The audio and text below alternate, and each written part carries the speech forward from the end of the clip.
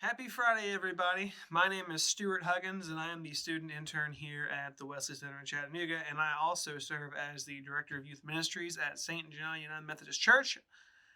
And I like to jump over here on Fridays and send you guys off on a safe and healthy weekend, and today is November 6th, 2020, and our daily Bible readings for today are Psalm 78, 1 through 7, Joshua 8, 30 through 35, which is going to be our focus today.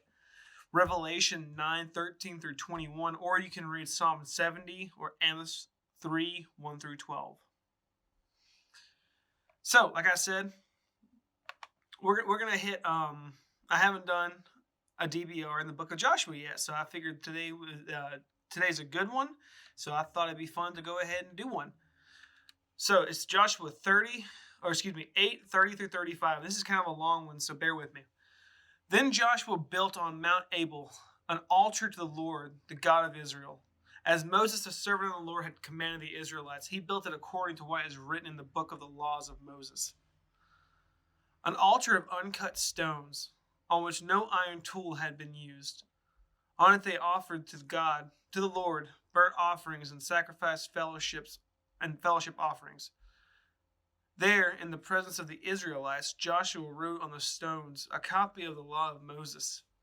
All the Israelites, with their elders, officials, judges, were standing on both sides of the Ark of the Covenant of the Lord, facing the Levitical priest who carried it.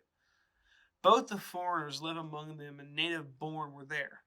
Half of the people stood in front of Mount Gerizim, and half of them in front of Mount Ebal, as Moses, the servant of the Lord, had formerly commanded when he gave instructions to bless the people of Israel.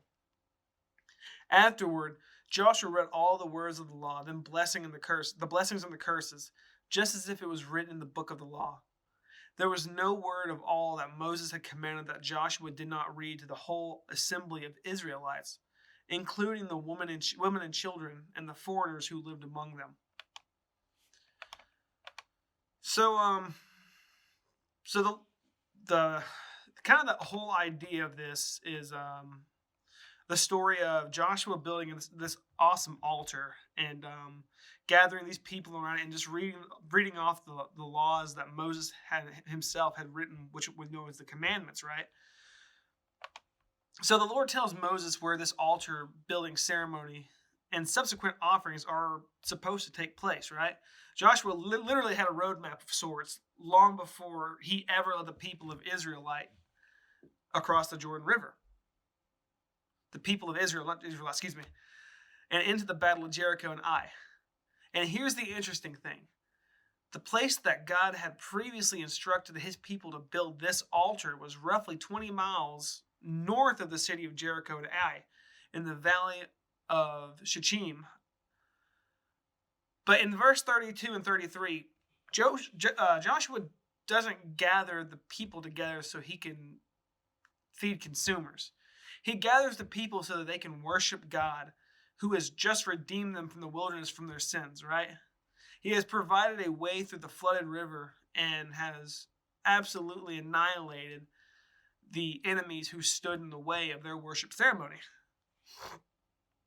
So in these final verses, Joshua preaches every word of the law of God to every person who is gathered in the valley between an ugly, desolate mountain and a beautiful valley and a mountain full of fruits and flowers and things like that.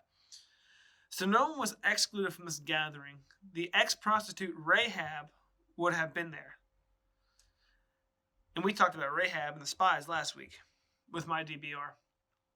So everyone was there, young and old, inside, outside, for the preaching of God's word wasn't just for a certain group of people. It was for everybody, right? And this beautiful altar that Joseph had built was for everyone as well to worship the Lord together. Well, guys, that's all I have for you guys today. I hope you guys have a safe and healthy weekend, and I will see you guys next Friday. Peace.